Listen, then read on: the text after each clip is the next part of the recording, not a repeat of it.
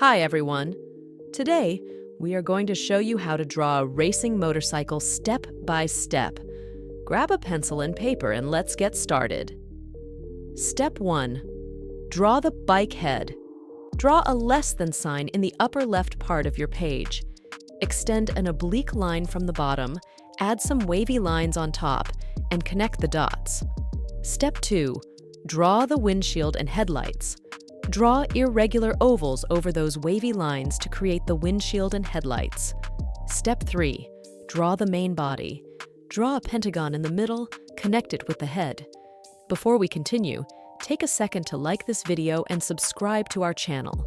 Details about our products and services are in the description below. Step 4. Draw the back part of the body. Extend the lines to create the back part. Curve them, join them. Step 5. Draw the back seat. Draw a similar shape to the body, but this time, curve the upper part to the left. Step 6. Draw the silencer. Draw the silencer by extending lines from the back and adding a small rectangle. Step 7. Draw the front and back suspension.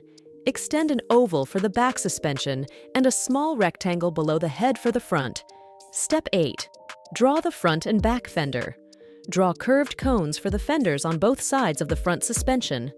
Step 9. Draw the wheels. Draw circles on the suspension and connect the dots. Step 10.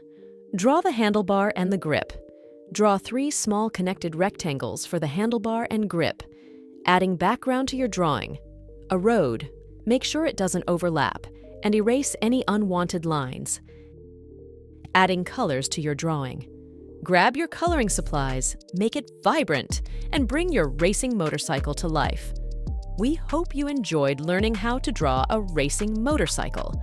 And don't forget to check out the video description for more on our art tutorials and services. And let us know if you have any other vehicle requests. Thanks for watching.